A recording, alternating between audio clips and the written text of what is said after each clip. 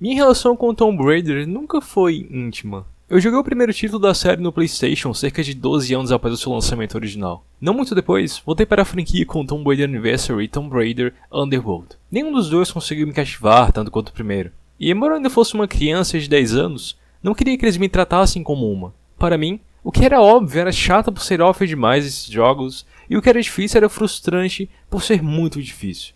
E, pra ser honesto, aquele meu eu de 10 anos achava esses jogos profundamente chatos.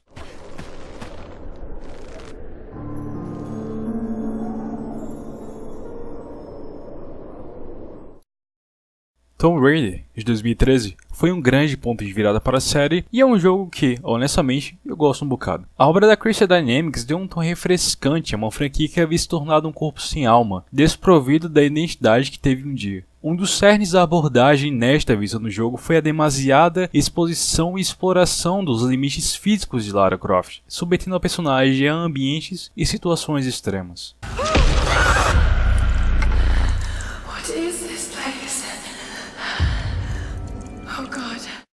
Recentemente, terminei o Rise of the Tomb Raider, a continuação lançada em 2015. Trata-se de um título mecanicamente mais denso, que inseriu novos elementos de jogabilidade que tornaram o ato de explorar mais aprazível em relação ao primeiro jogo. Porém, segue quase às cegas o estabelecido por seu antecessor. Constantemente se busca o extremo físico de Lara, o seu limite e a sua capacidade de lidar com desafios que envolvem expor o seu corpo ao perigo. A sequência do jogo de 2013 mantém um elemento que suponho ser o que sustenta a base da nova abordagem de Lara, a opressão.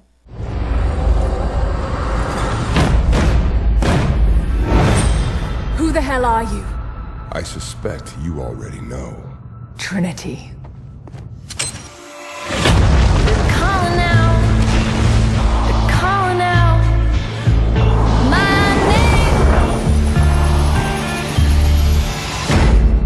I led them to it, Jonah. The divine source is real. We've got to find it first.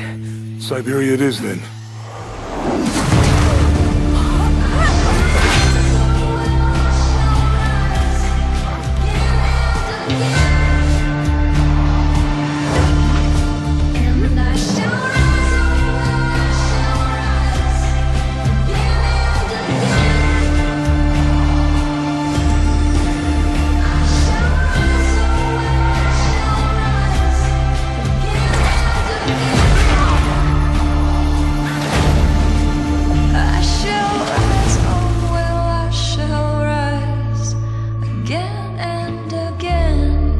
Listen to me. Someday you're going to make such a mark on this world.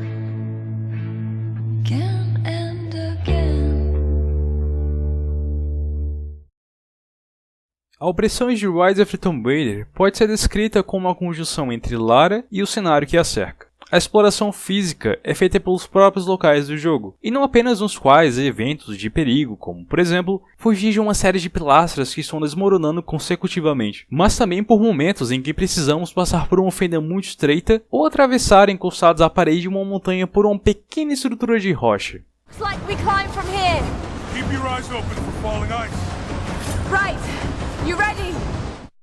Os ambientes vastos e desoladores compõem parte da estrutura abstrata do jogo. Por diversas vezes em lugares que exibiam imensidão, seja em cinemáticas, seja quando possuía o controle sobre Lara, eu me sentia, de alguma maneira, oprimido. Embora desejasse, ao mesmo tempo, desbravar o que me trazia esse sentimento. Os cenários de Rise of the Tomb Raider conseguem fazer isso especialmente pelo sentimento de solidão que transparecem, já que, em alguns deles, após termos matado todos os inimigos, o mapa se torna um enorme vazio, povoado apenas por animais e colecionáveis. Muitos colecionáveis. Somos somente nós e aquele que nos oprime e, de maneira simultânea, instiga. E no oposto da vastidão de certos cenários, ambientes claustrofóbicos do jogo provam quão sufocantes são ambientes minúsculos nos videogames. Em alguns poucos momentos do jogo, é preciso que passemos por brechas em locais fechados ou procuremos por uma fenda para chegarmos a algum objetivo, o que, em todas as ocasiões, fez com que eu me sentisse desconfortável em diferentes níveis.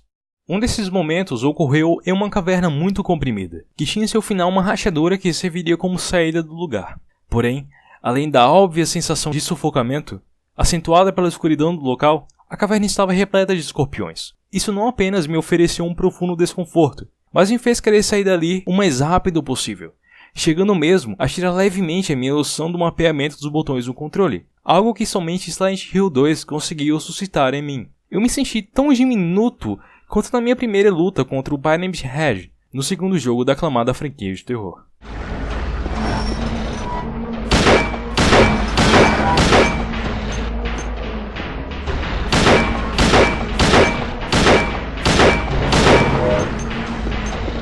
Mesmo que opostas, as duas maneiras de nos oprimir não explicitamente sintetizam a nova abordagem de exploração de Lara. O olhar humano e pessoal sobre ela é raso, e se limita em grande parte ao contexto narrativo que explica o porquê de ela estar naquela jornada.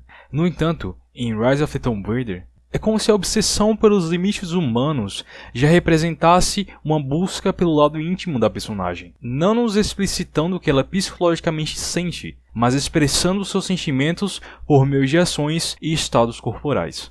Esse sentimento de opressão é direcionado àquele que joga, e não necessariamente a Lara. A personagem, enquanto intérprete de nossas expressões dentro do jogo, não possui o papel fundamental de exibir objetivamente, de maneira verbal ou física, que está se sentindo de um modo. Os sentimentos que o jogo deseja que se sinta vêm direcionados aos jogadores. Claro, Lara comenta e expõe opiniões próprias sobre o que está vivenciando, mas isso está quase por inteiro dentro do âmbito narrativo, não se relacionando diretamente com essas emoções. He appears entirely devoted to his misguided beliefs. I seem to have a habit of running afoul of religious zealots. I suppose it all goes with the territory. A opressão de Rise of the Tomb Raider não é enviada ao jogador através de diálogos ou monólogos de um personagem que diz estar a sentindo, mas por meio de um conjunto de artifícios narrativos e recursos visuais e mecânicos, tendo como resultado um sentimento subjetivo, não sólido nem previamente determinado. The answers await.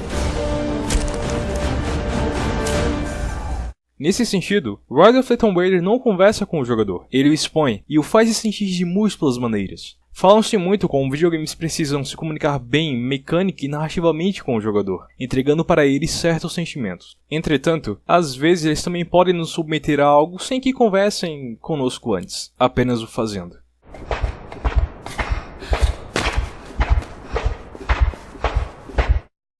É provável que um possível novo título da série continue explorando essa espécie de opressão não explícita, bem como a já estabelecida abordagem de Lara do novo arco da franquia. Caso faça, eu certamente irei gostar de senti-la novamente. E sem conversas, apenas faça isso.